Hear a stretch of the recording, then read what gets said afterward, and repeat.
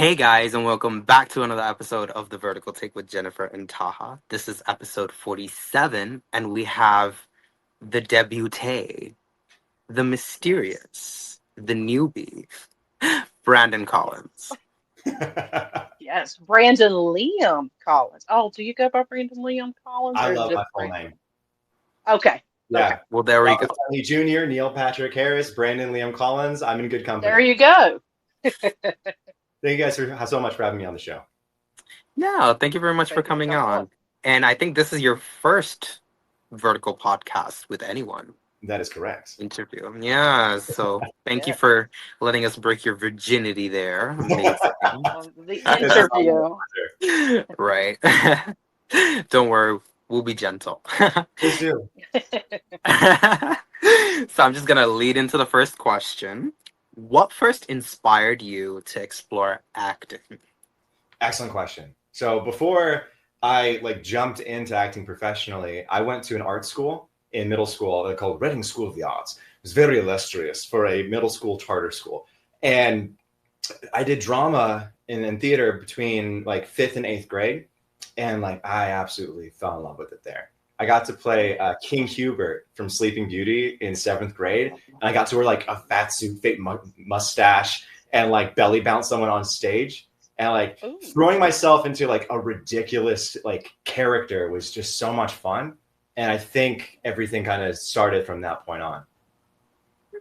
Well, it's interesting that you say a kind of character like that because you are in the world of verticals where anything can happen. Oh yeah, Literally any of You them. never know what you're gonna have to do. totally. Yeah, I think what's so great about the vertical space is it's so genre rich. There's Hmm. so much fantasy. There's even a couple sci-fi things I've seen come out, but also period pieces. They really have Yeah. fun, fully immersing and committing to that genre. Yes, yes. So, who were some of the earliest influences that shaped your path? That's a tough question. There's so many. Names that come to mind would be Andrew Garfield, Tom Hardy, Okay. Robert Yeah. Downey Jr. Especially Andrew Garfield. He man has range. What he's able to pull off, and Yeah. how much of a delight I've heard he is on set. Being so warm, so energetic, and then allowing himself to go into very deep, dark places with protecting himself as he does it. Mhm. That, I'm always inspired by those people. Like him, Steve Carell comes to mind as well. Ridiculous range. Him in Big Short versus The Office versus even there's a horror movie that he did. I think it wasn't The Prisoner, but I think it was something else where he plays a psychiatrist to this murderer. And the fact that Yes. he can do all of that and has been one of the most generous, loving people on set. Those are the people that really inspire me. Yeah. Yeah, I relate to that fully. So, what was the first movie you remember absolutely loving? So I'm going to cheat on this one. I'm going to put two because there's an No animated worries. movie and then there's Okay. the movie. So, and animated versus live action, sometimes there can be a disparity between the two or there can be a stigma Absolutely. that they're not on equal footing. And I disagree with that fully. Yeah. Mhm. Yeah. For me, The Incredibles is one of the best depictions Okay. of storytelling ever, of finding Yeah. individual uniqueness and not being afraid to celebrate who you truly are. Agreed. If you try to make yourself less for other people, it makes a world where everyone's special but nobody is, versus embracing what you have been specifically made to do, unique from anyone else. That also allows their specific uniqueness to come out and thrive. So Yeah. also I just love being the Dash running around the parking lot in middle school because that's when I saw it. And then live action, Pirates of the Caribbean, without question. Oh, Gosh. yes. In terms of So, early inspiration, Johnny Depp too. I mean, what can't the man play? Yes, I'm a huge Johnny Depp fan. Oh, he's That phenomenal. man is I watched a not an interview. It was a video of him at a children's hospital and he was talking to a child and it was the way that he could go from and he was speaking in one sentence. He went from Jack Sparrow right into Willy Wonka. And it was in one sentence and I'm like, the way that he could go and change his accent like that, it was just crazy. But yeah, I love me some Johnny Depp. He's He's phenomenal. really good. Taha, what you Um, were going to say something? okay. No, I was gonna say when it came out, they had the Pirates in the Caribbean book Mm. republished, and they had like movie clips, like pictures from the movie in the middle of it. I think for my 7th or 8th birthday, my dad's sister got me that. And I remember at the Yes. time I was so upset because 6, 7, 8 years old me is like, I want a toy, I don't want a book. But 14, 15-year-old me later on, I got to read it and I was like, Yeah. oh my God, this is so cool. Yeah. We Yeah, fall in love with it. And also, that's probably worth money now, considering how popular bicycles probably is, but I have it. I'll show you towards the end. It's on my bookshelf somewhere. are. Please do. I will. So, Brandon, if you could describe yourself in 3 words, what would they be? And this is Brandon as a person, not Brandon as an actor. Sometimes I get confused, so thank you for clarifying Oh, that. I would say kind, creative, and adventurous. I think across like my entire career, that's something I'd love to be known for. Because there's a lot of yeah, people who have amazing craft on set, and sometimes they're absolutely phenomenal, and sometimes like there's a higher level that they can treat people. Like I always want to be someone who treats people phenomenally well while being like adventurous and playful in the space that we get to be giant kids and do dress up for a living. Like we have the best jobs. right. Right. Yes, Yeah. I Literally. get that. Well, There should be no divas. no, no. No. Agreed.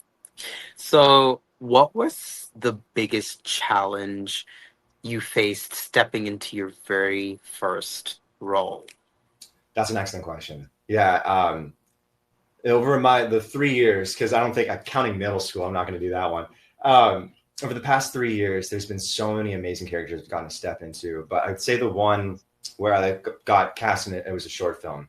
And this is right after I did an acting workshop with Tennessee Williams' play, A Streetcar Named Desire. And I'm not sure if you're familiar with the play. It is rough. It is very dark. Like there's a character, Yeah. really famous because of Marlon Brando playing it in the movie, like Stella, like screaming up to the apartment. Okay. That might like click Yeah. some synapses for people who are watching this. So this guy is a raging alcoholic, like abusive guy. And I did a scene study with that character, and I realized there was a lot. Like I come from a background of like alcoholism on both sides of my family, and my parents basically were the ones who like did the work so that I didn't have to experience what they experienced. So, but I'm intimately familiar with that. And there was a lot where I realized I was scared of like embracing my power as a man out of fear of being too much or too intimidating. And in that character, through the foundation of play, I got to step into that and realize that my actors who are with me, they trust me. And they trust me to take care of them in that place of play and give them something that they're able to react off of and tell a really beautiful story well. So I leveraged that in a short film I got cast in that I ended up doing with my now wife, Rachel. And it was called like In the Mud, where this character is at his absolute lowest and most broken. And still like needing someone to encourage him to get back up and make one more step forward. And that's what it takes being a good man, is like taking that extra step, even if you have failed before. And I think there was a lot where I got freed as a person by stepping into something in play as an actor. And so I think that was my biggest challenge for my first role. Interesting. Do you remember the first time that you saw yourself on the screen? Yes. What did you think? Yeah. First time I saw myself, I'll limit it to like roles that I've gotten like cast for versus because as an actor, if you're not making your own stuff, sometimes it can hard to be breaking out in the industry because people they don't know where to place you until they've actually seen you. And so most actors are also filmmakers in order to make things kind of happen. So on the screen, I think my first reaction was like, wow, they did a phenomenal job making me like fully look like the character. And that I did a good job showing up as an actor and letting myself go and really playing the character for who they were. And it's a fun place to be in where you're like, oh, hold up, my normal mannerisms aren't existing in this space. And I actually get to let the character shine for who they are versus making it about me. Yeah. Okay. Okay. So, what surprised you the most about working on a professional production? Oh my goodness, how much fun it is. Like there's so people who are working in the industry, they're sold out for it. They have worked so hard to get to this position. The level of craft that you see on set is absolutely phenomenal. And these are giant children who get to act for a living and play dress up and have fun. And obviously there's exceptions, but for the most part, you have like a talented cast and crew who just want to make things that they're proud of. And Yeah. along the way, you make like I was surprised with like the post-show blues hitting me. And it's like you're basically locked in with these people for most vertical projects. I'd say they shoot in like 7 days. And you're doing 7 days, sometimes like 10 to 12 hours like sets. And so like you're with these people almost like Hmm. 24/7, like all waking hours for an entire week. You build really strong friendships and you get to see everyone kind of like rise, how their careers go. And everyone's been so supportive in this space. So I'd say that's something that's really That's great. surprised me in a really positive way. Yeah.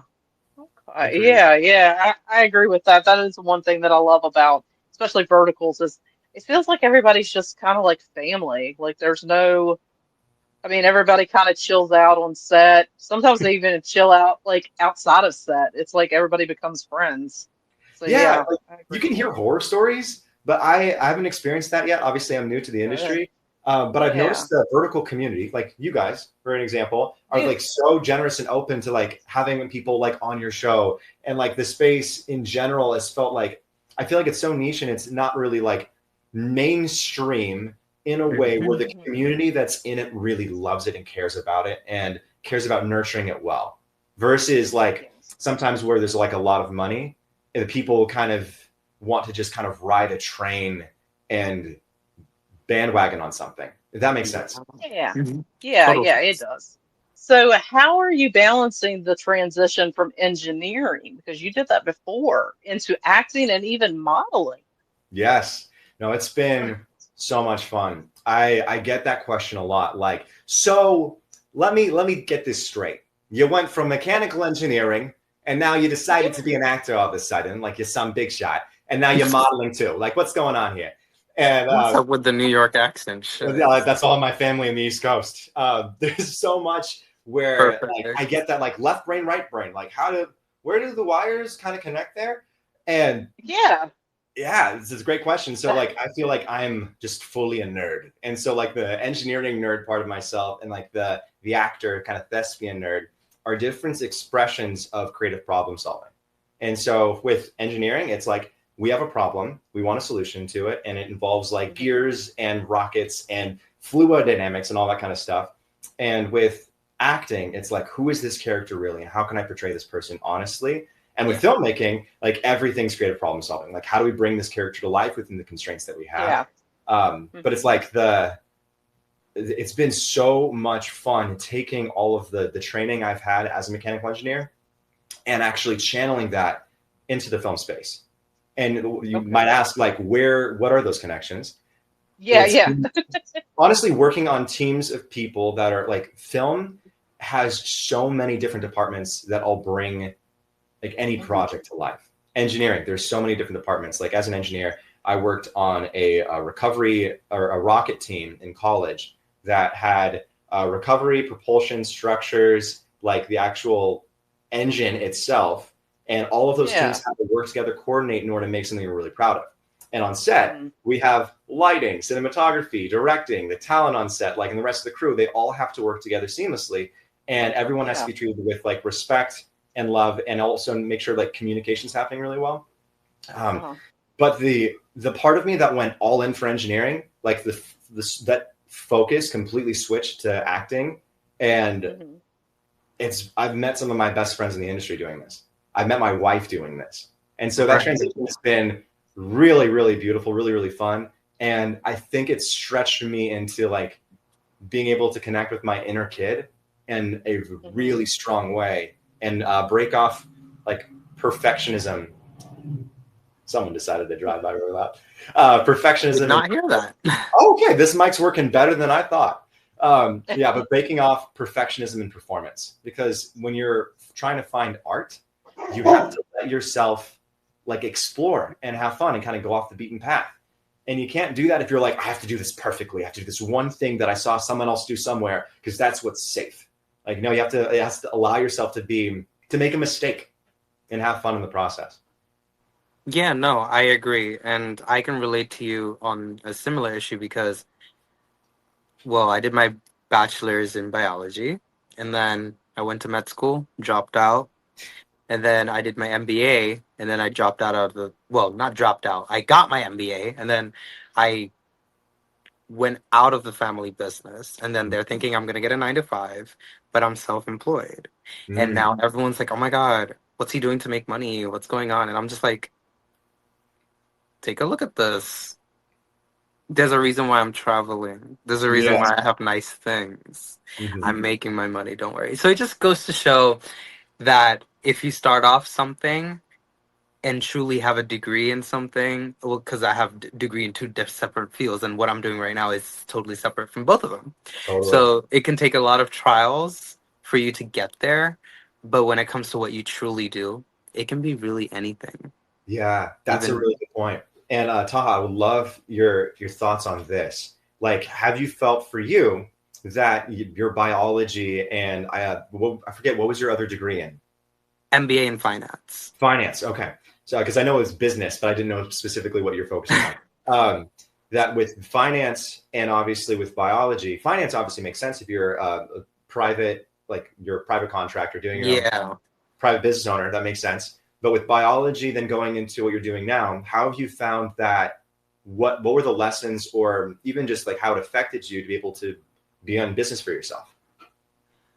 So the transition was very more like I just wanted to do a master's just for the sake of it, because a lot of people were dissing me in my family because I come from a very educated family. People have second masters, PhDs in my family. Wow. So I feel like I was a little bit pressured into doing a master's. And then when I was like getting out of med school, and that I brought shame to my family for dropping out of med school.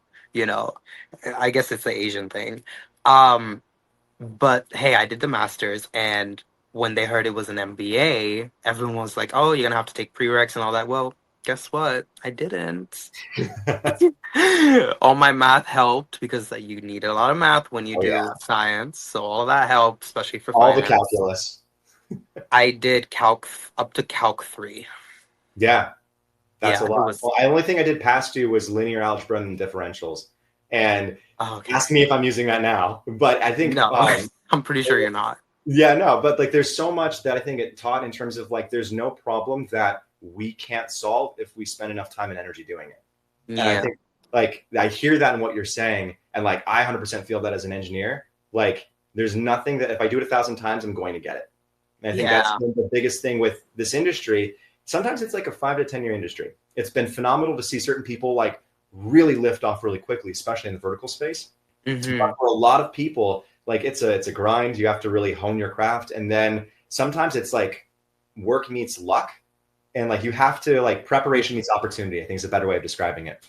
And but like if you know that you have what it takes, and if you know that you can not outwork other people, because I don't know if that mentality is really helpful, versus knowing that you can work hard enough for you to get where you need to go, and then maybe bring people up with you, because a rising tide raises all ships, that like you have what it takes to succeed. And I don't know if I'd have that mental endurance if I hadn't done something as hard as engineering first before entering this space.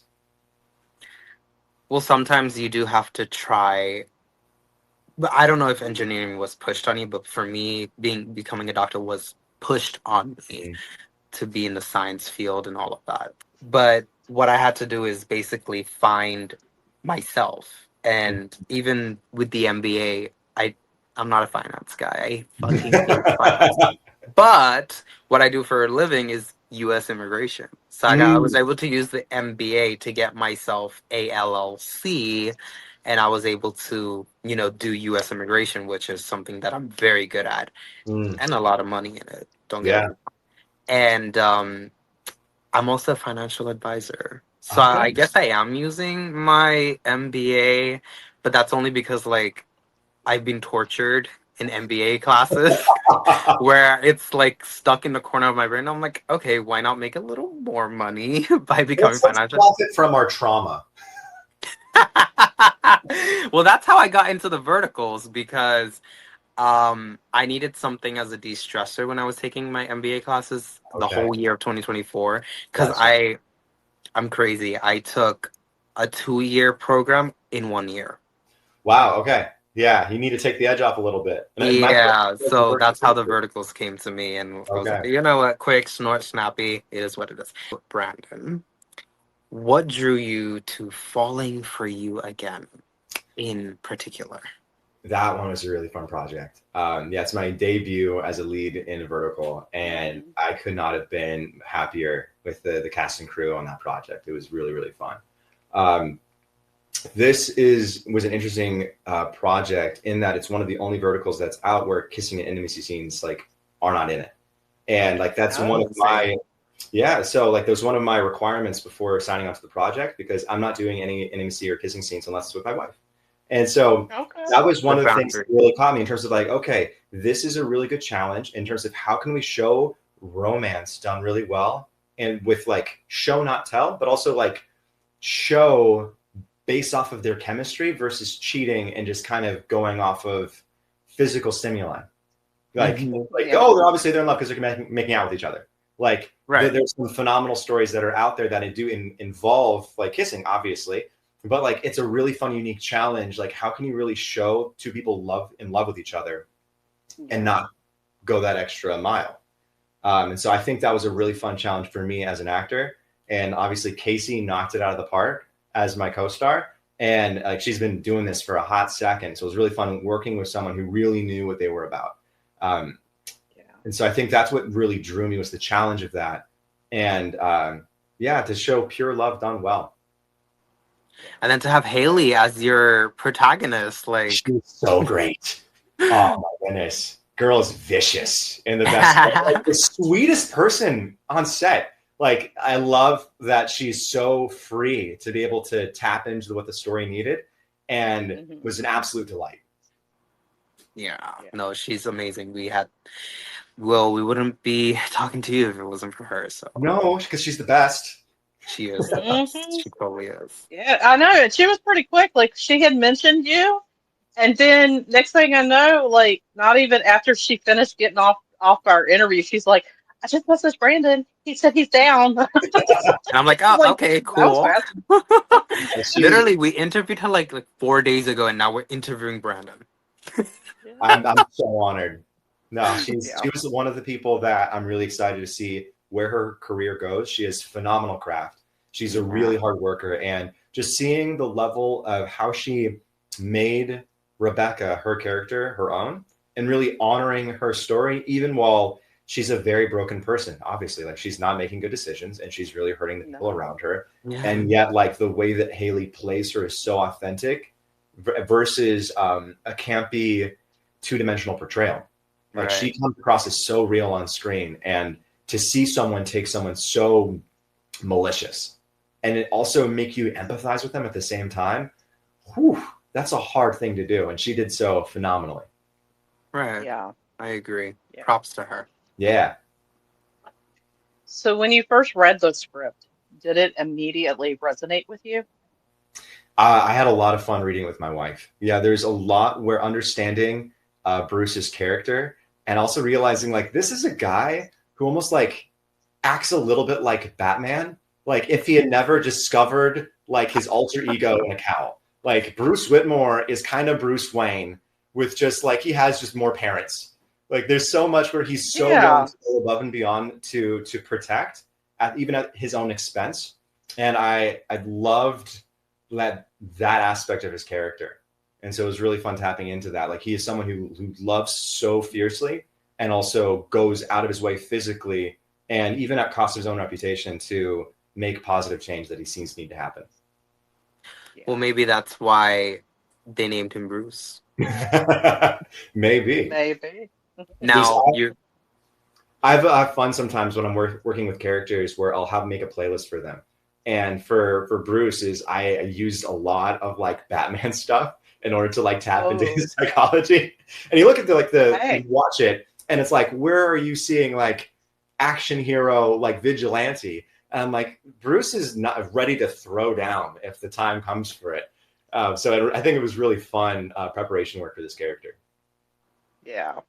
Yeah. You've already touched on this, but maybe if you want to elaborate, I'd love to. can you please describe your character for us? Yes, Bruce Whitmore. He is the sole heir to the Winston family fortune, and he is deeply in love with his love interest, played by Casey, and her character is Julia, and he is a romantic at heart, who, after believing that she left him to be with another man, represses that part of himself because it was so painful. And after reuniting with her 5 years later and her entering back into his life, he realizes that all those feelings, they didn't die. They were buried and they're coming back up. Like all of the hurt, the rejection, the pain, but also the deep love and care for her. And then he goes on a journey of investigating what really happened 5 years ago and potentially uncovering a conspiracy with someone really close to him. We love a good witch hunt. Yes. Where did it all go wrong? Right. And then being manipulated by Haley herself. Yeah.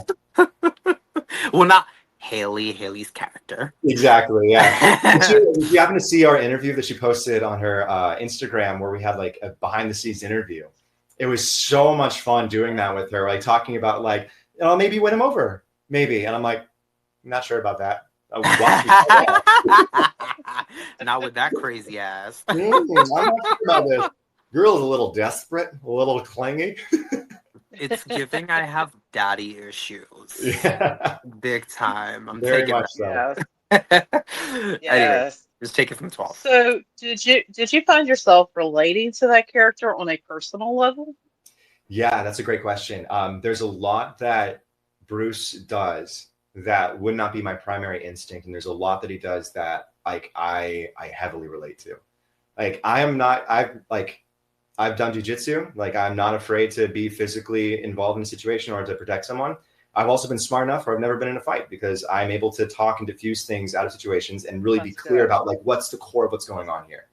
Yeah. Bruce is ready to lay into somebody as soon as his love is in any level of harm's way.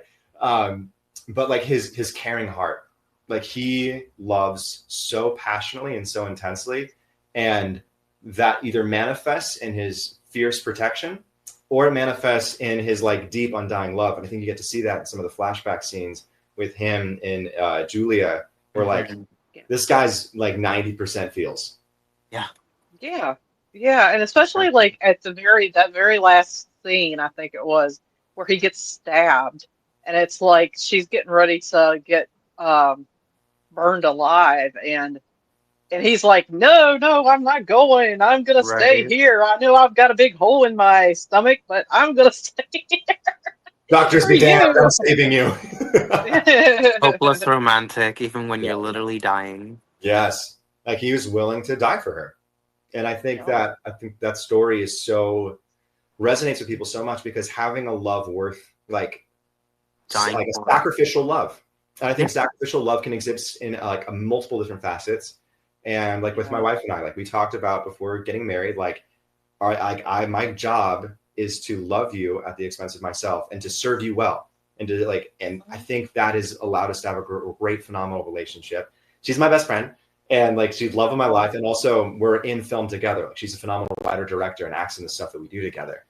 So there's been so much fun, like with roles like this, being able to show like passionate, fierce, and like healthy love, because their dynamic obviously in the beginning is one of fraught with miscommunication, but at the core they really love each other.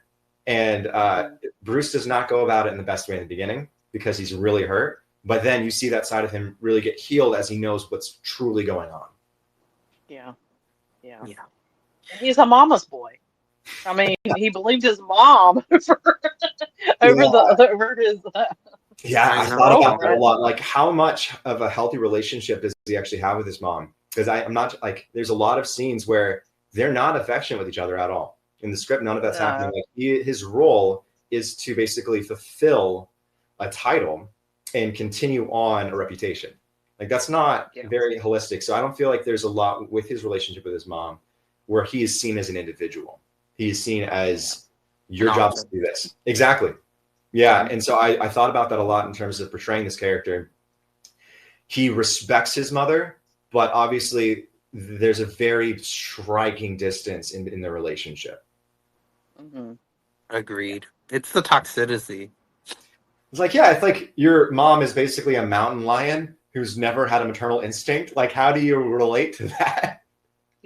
Yeah, right? Well, Yeah, the actress who brought that to life, she was absolutely phenomenal in that capacity. Like, she's so sweet on set and then so vicious in on the camera. Mother of the Year does not go to Bruce's mom. I'll tell you that. Yeah, Nope. not so consistent. No.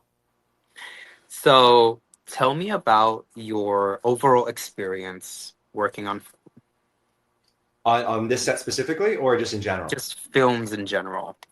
Yeah, my experience, it's been so much fun. Like, there's so much, whether I'm behind the camera or in front of it, being able to work in with an ensemble and a team that are able to bring a story to life in a really beautiful way. Yeah.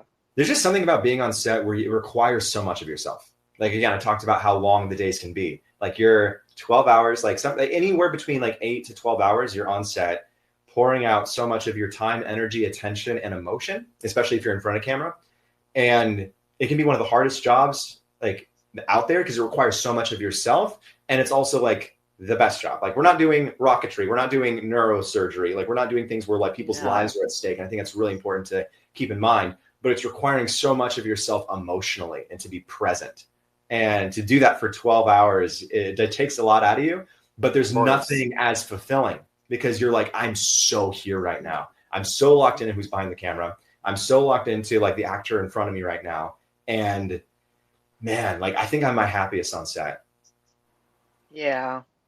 You found where your heart is. New York is like, there's so much there. My family's from Long Island, like my mom's side of the family. And Oh, like okay. huge, So New Yorker. yeah, like Huntington, Long Island. That's the accent's coming up from before. Yeah, I love California. I love New York. I'm really happy to be here where like the temperature is at least moderate. Yeah. Okay. I've Here, heard a lot of horrors here in about LA Virginia, weather. here in LA weather? Virginia, it's What were you What gonna did say, you Jennifer? Oh. the LA, Oh, I was LA saying weather. LA weather. They chose LA as the primary area at first for film and TV because usually there's Yeah. not a lot of rain. And like It's LA's kind of true. been harsh recently, obviously, because we've had a lot of fires, we've had a lot of stuff going on, like natural disasters, we have earthquakes. So add that to your cost benefit analysis besides the high rent. But Mhm. there's just a lot going on. But usually, like raging storms or humidity isn't a part of it. Okay. Yeah. Well, what I was going to say was here in Virginia, it's like the humidity is thick. Like you just walk outside and it hits you in the face. Yeah, I mean, it's just that. Yeah. Yeah. I love that for you. What was your favorite scene to shoot and why? Oh, that's an excellent question. There were a lot that were really fun. One of them that are like super challenging and involved, and we kind of teased a little bit the ending. I won't give away a lot for people who are watching, but there's a super dramatic scene where there's a physical altercation where I get stabbed, and that one was really super involved. It was our last day of shooting.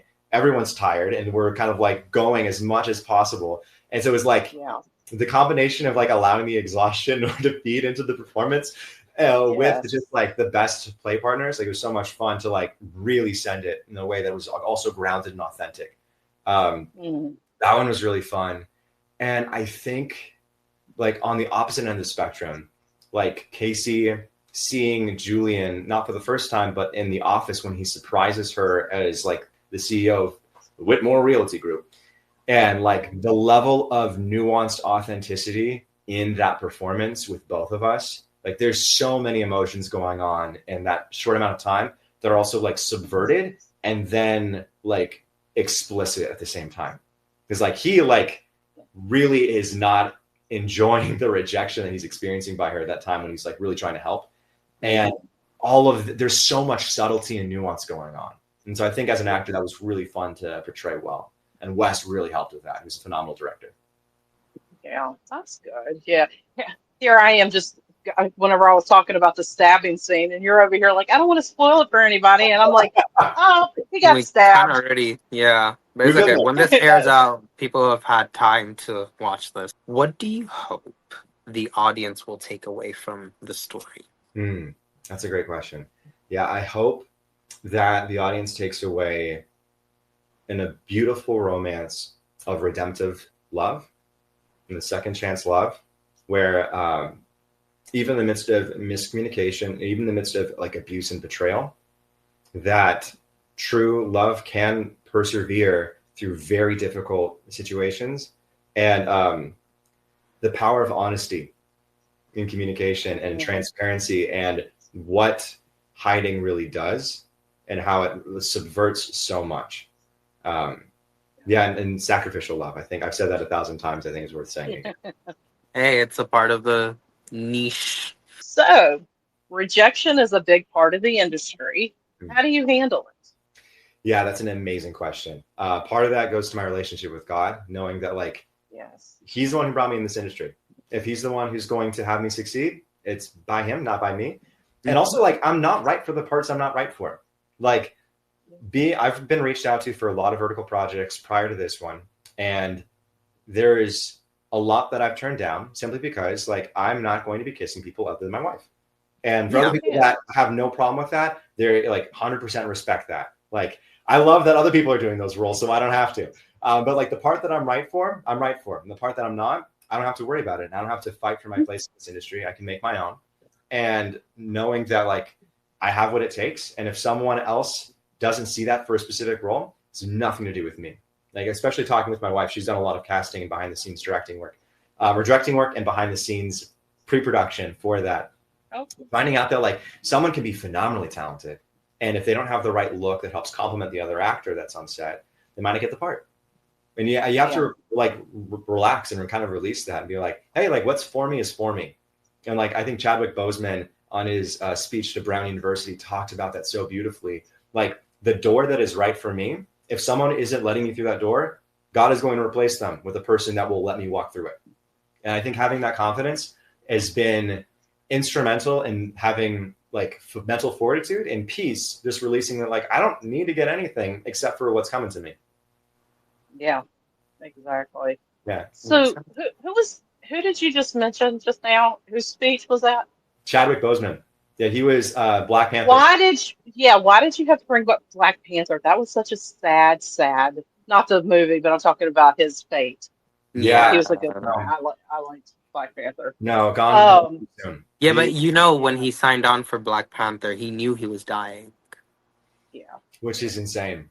Yeah, the fact, like his perseverance, being in that position, it's like I don't know if there's the level of respect that I have for that man is not many people measure up to. It's top tier. Yeah. No, I get it. Absolutely.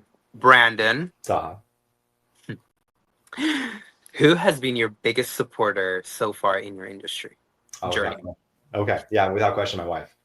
Like there is no one who has been as influential, has believed in me as much, who's also pushed me to be more, and knowing what I'm fully capable of, while also fully acknowledging that I'm enough right now being in this place, and yet I can grow at the same time. Like having that dichotomy, like is another reason why I have mental fortitude in this industry. Is also because knowing that, hey, what's right for me is right for me, but also building things with her. Like we have our own production company. And so like I don't have to wait for people to give me an opportunity to act. I get to make stuff right now. And like, a lot that's in pre-production, like 3 different stories, and being in the vertical industry, we're like, oh, this is such an amazing place to make amazing content and also do it a little bit differently than what you see people making. Like I've had the best experience on Drama Box, and there's so much that I've learned from that I get to tell different stories that aren't really told yet. So I'll keep you guys posted on some of that stuff coming out. Good. Yeah. No, now, does your Does your wife, is she in verticals or is she going to be in verticals? She might be. Yeah, so she has been in the Okay. industry for the past like all of her life, really. Like she grew up doing like commercials from a really young age. She's done a lot of directing work with Disney, Warner Brothers, Mattel, especially in their kids YouTube space. And there's so much where she has the biggest like discography like ready to be released to the world. We have a couple different production projects for films that are in pre-production right now, and Yeah. she's so phenomenally talented as an actress, but she only acts in stuff that either that she makes herself or that she does with me. And so I've been in talks with some casting directors who are interested in seeing like what stories could be made with us. Yeah. Yeah, that'd be good. That'd be Definitely. great. Mm-hmm. No, So absolutely. af after a long day on set, how do you like to unwind? Oh, that's a great question. Yeah, like with my wife, usually like reading a book and Yeah. yeah, having a meal. I don't eat that much on set. Like I like to stay light and not feel like that post food coma Oof. groggy. And so like Yeah. also a really good food. No, agreed. Yeah. Yeah. They say the way to a man's heart is not to his heart, but to his stomach. Yes. So like, There's something there. I had yeah. my brother's best friend. He said that Thanksgiving is a man's Valentine's Day because it's so like food centric. And like I was thinking about that. I was like, well, he's so right. It is, and you see, for me, it's the opposite because I'm the chef. I have to cook the Okay. Thanksgiving meal. Because yeah, long story short, I did it one year. Everyone loved it, and it's been thrown on me ever since then. Yeah. So, What's the quote? No good deed goes unpunished. Haha, tell you're me locked about in it. now. What are you gonna do? Run away if I can. I couldn't catch a break for Christmas. I ran away to the UK, and over That's there they made me cook. I'm like, shit. no place is safe. Right, no place is safe. So, Brandon, is there a dream role you would love to take on someday? Oh, that's a great question. I there's so many. That's the hard and beautiful part of being an actor is like there's I have this delusion. Like there's no role that I cannot play. And so I want to kind of do everything. I Right. think what I'm most excited for next is to like to play a really good villain and one that people can really empathize and connect with. Um, Mm. in A a villain really that has a backstory and character. really rich. Yeah. I think Tom Hardy is a great example of some of the roles that I want to play. Like I don't have his look at all. So maybe like Ryan Gosling might be a better placement because or Chris Evans, honestly, like his villains, like he plays an asshole so well. And he's also has played like Captain America, like amazing like leading man kind of characters that are so emotionally connected and available. And then have you guys seen Scott Pilgrim versus the World? No, I haven't. No, Oh, I've you guys heard. I mean, I've gotta heard check it of out. it. It is Yeah. it is absolutely Cool. ridiculous. It's live action anime. That's what it is. And like Chris Evans, like he plays a character that is so ridiculously like irreverent, like of like a film star. And like he's so his comedic timing and Will Arnett is also a great example. He says he loves characters with a high degree of confidence and stupidity. So I love like the super like ridiculous, hyper confident like idiot, like Schmidt from Yeah. New Girl. Like he's so dumb, but you love him Hmm. so much because he's so genuine. Like that character is so interesting. And then Yeah. like Job from Arrested Development, like he's ridiculous. I love playing ridiculous characters and then serious villains that have a lot to say. So that's I think the broad spectrum of the characters I want to play. Okay. Interesting. Yeah. Yeah. Nothing wrong with that. If you could collaborate with anyone in the industry, who would it be? Man, that's a really tough question. I'm really excited to work with Haley again. That was like I know that Okay. she threw my name out there, and I'm like, girls got craft. There's just so much what she brings to the table, and just how multifaceted that she is. That I'd like be really interested in see what she can do outside of that. In terms of one of the heroes I really want to work with, I really want to work with Tom Hardy.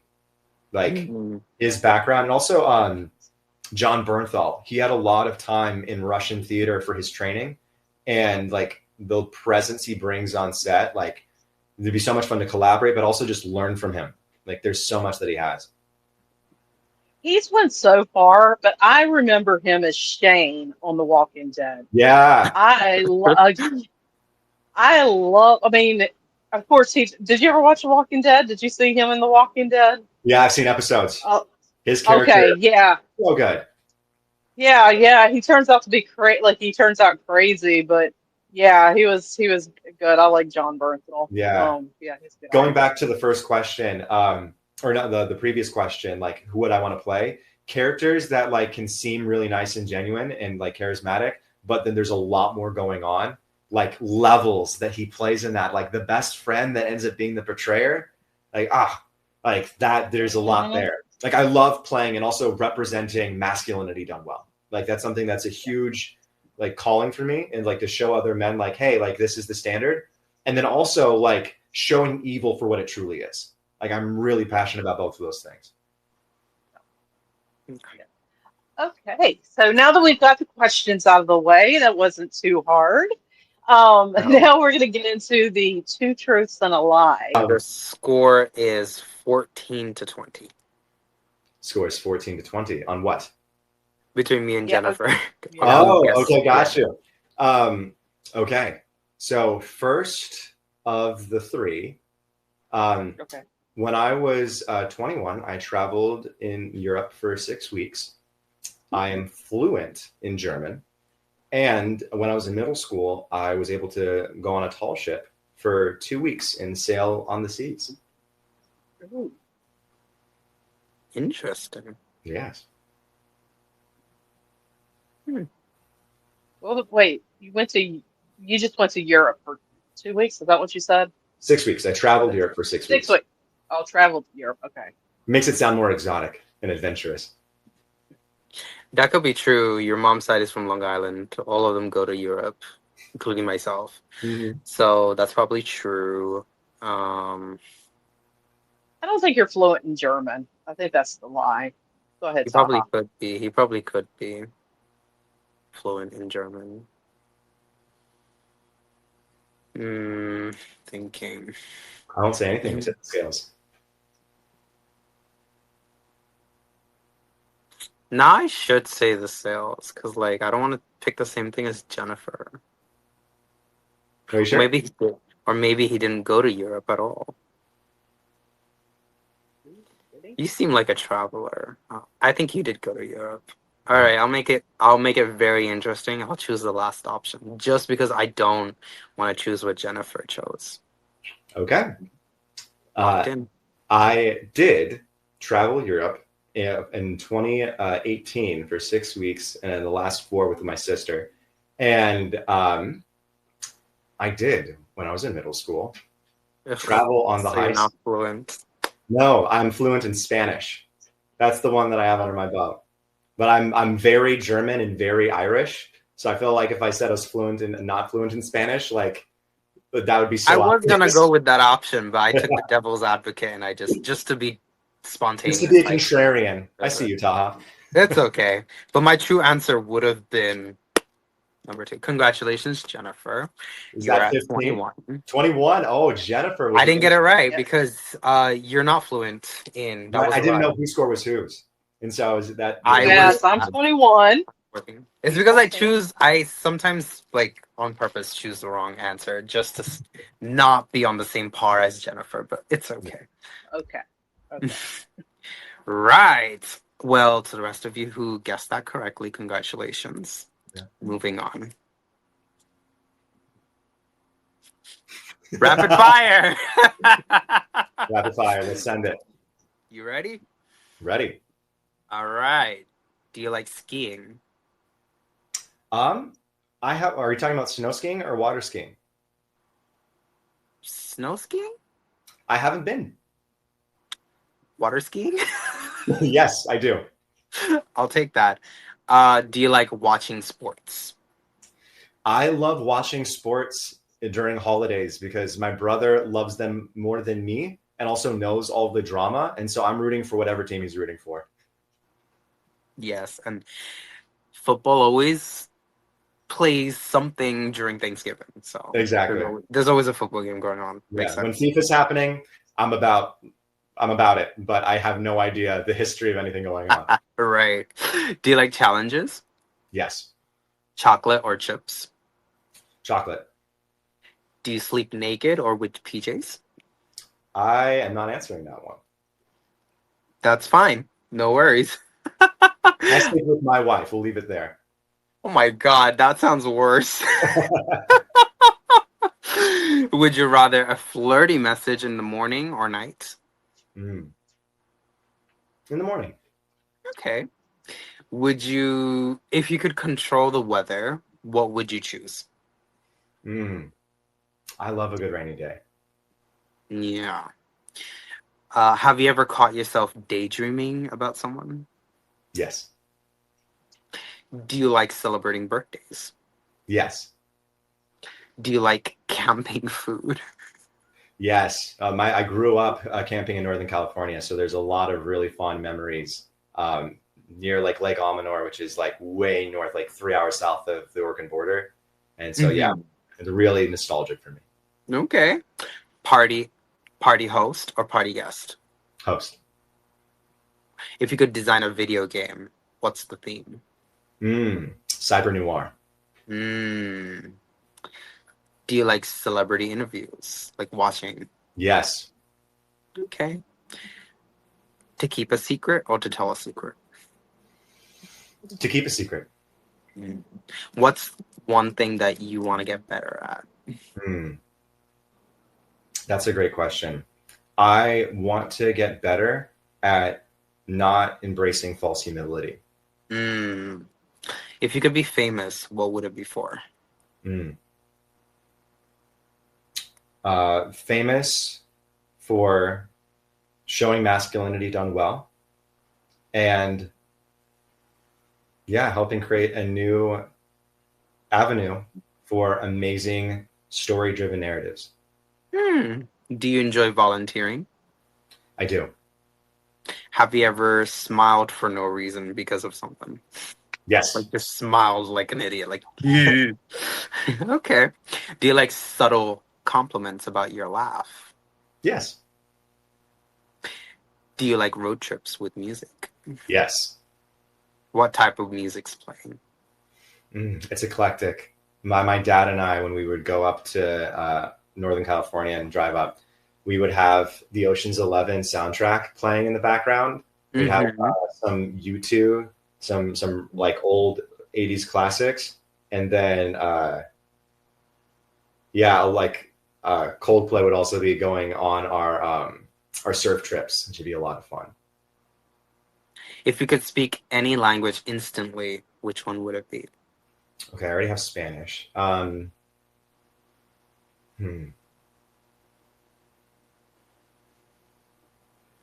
Like you're gonna be a pro at it. Yeah. I think speaking Chinese would be really fun because I love Asian culture so much, and there's so much to explore there. But part of me wants to say Gaelic, like Irish Gaelic. Yeah. I know they call it Irish because there's so much with my family history. It'd be really fun to do. Never finding love or never having your heart broken? Never having your heart broken. Never finding love just sounds sad, and never having your heart broken sounds amazing. I don't see the difference. Right. Do you like hot chocolate with marshmallows? I love hot chocolate with steamed milk. Ooh, okay. If you could talk to trees, what would you ask? That's an excellent question. It's like bringing up like some Lord of the Rings kind of stuff. I got a really bad dad joke for that, by the way. I'm excited to hear it later. What's the most beautiful thing that you've seen? Ooh, yes. That's interesting. Do you like surprise? Redwoods specifically. They've been around a while. Yeah. Yeah. Happy ending or cliffhanger? Depends. If there's a TV series to be continued, cliffhanger, and if it's an ending of anything, happy ending. Interesting. Do you like surprise? Justice. That's what I want to see. Yeah. Do you like surprise kisses on the cheek? Yes, but from one person specifically. That is totally fine. Excitement or freedom? Hmm. There's a quote that I really love by this guy Jocko Willink: "Discipline equals freedom," and so I think it's excitement. Ooh, okay. And the last question is creativity or discipline? Hmm. Discipline makes way for creativity. I think a combination of the two. I think about that in terms of like left brain versus right brain. Like Right. I think it's like left brain that's like the logical one, I believe, and like right brain's Mm-hmm. creative. Like Yeah. if you have just pure creativity without any form or structure, you have like a lava lamp acts like modern, postmodern like expressionism. And if you have only left brain, you have graph paper. Like you put those two together and you get the Sistine Chapel. And so the combination of the two, I think, are how people make a remarkable impact in the industry. Agreed. So thank you very much for doing that rapid fire. Absolutely. Um, I hope you enjoyed it. And I am going to open the floor for you to ask us any questions if you have any. Amazing. I do. What Go for was it. your favorite scene in Falling for You Again? We'll start with there. I Oh, will say my favorite scene is when you get stabbed. It shows. Yeah, because it's like hopeless love, Yeah, like you're literally dying for your love. yeah. That's The way it's that you said something that else. was hilarious. I love it when you get stabbed. Oh, sorry. No, it was the perfect delivery. But yeah, I love your point. I'm happy that it was such a moving scene for you. Thank you. Yes. I'm trying to think. I'm thinking it's probably going to be the same thing, Okay. just because, Okay. just because I think it's like Taha said, it is that scene where like she, she's he should be getting out of there. Like the place is on fire. Like it's. I mean, Doctor's it's orders. He should have been getting yeah, out of exactly. Yeah, exactly. And then it was so convenient that the sorry, I'm getting ready to spoil it for the viewers. Maybe I shouldn't be saying all this stuff. I'll tell you afterwards. But no, I think it is that scene where they get where not she he gets stabbed and it. he is trying to go and get the lock. Mhm. She's all tied up and stuff like that, and he's trying to break the lock off, and here Save he is her. bleeding out, and he's over. I'm really So happy that funny. scene had that impact, especially it was on the last day of filming too. Right, Yeah, with all the Yeah, fatigue and yeah. everything. And no, everyone was absolutely phenomenal, but it was like one of the last shots of the day. It was the last shot for me and Casey. I think there was one other scene that some other, I think that Haley and some other people had to shoot. But yeah, so I'm really happy that that one really brought it for you. Follow-up Mhm. question. yeah. What are you Yeah. really excited to see uh, for the vertical industry in the future that isn't happening now? Well, um, I'm excited that a lot of like the different like bigger platforms are starting to take notice of the verticals Mm, because like I've mentioned before, I've mentioned this plenty of times in other interviews is I know Viglu has just picked up a film from Passionflix, which mm, is a horizontal film, and they've taken that horizontal film and turned it into a vertical film, and wow. they put it on the platforms. Yeah, I would love to see, which kind of defeats the purpose of verticals, but I would love to see them being able to be played on TV. Mm. Like instead of having to like have it in front of your face all the time. Yeah, exactly. Yeah, yeah, Airplay, yeah.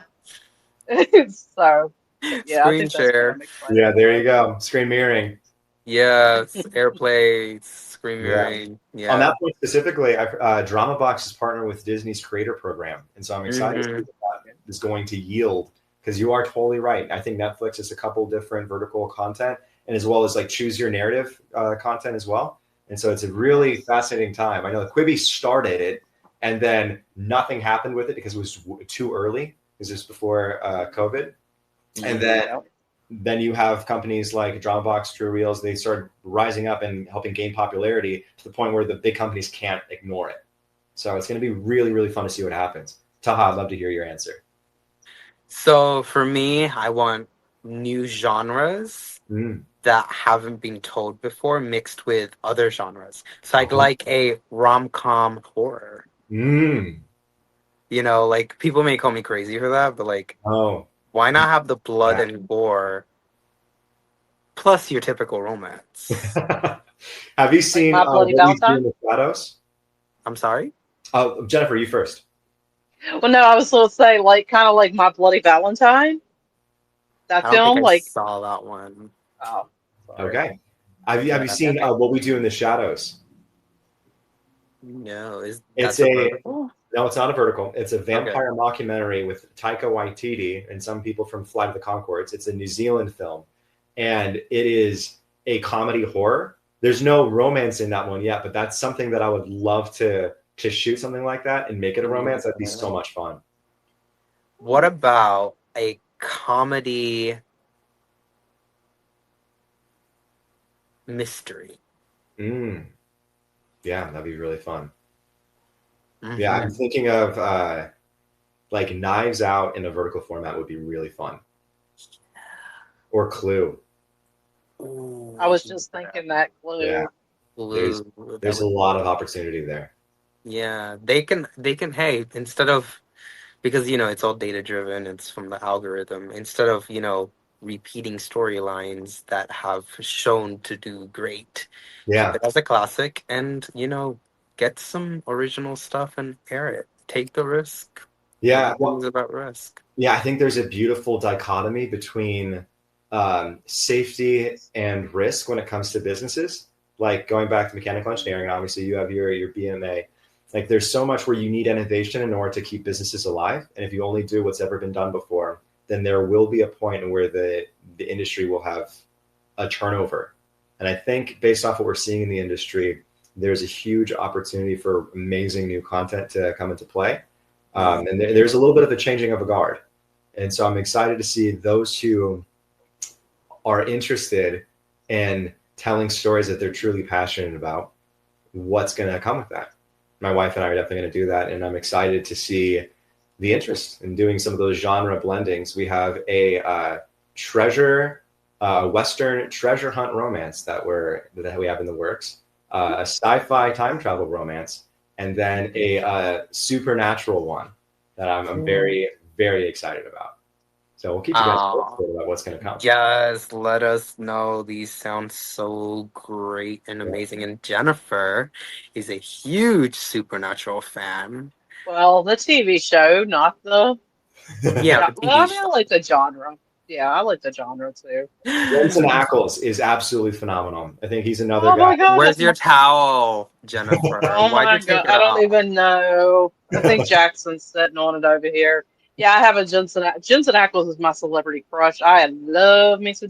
I met him in person. He's an amazing guy. Yeah. But yeah, he's he could play in anything. It Oh, seems like. anything, Yeah, anything. Hmm. going No, he's, from Days of Our Lives all the way up to now he's on that Countdown show. I think it's yes. called The Countdown. Yeah, a friend of mine is on that. He said that Jensen's Oh, absolutely phenomenal.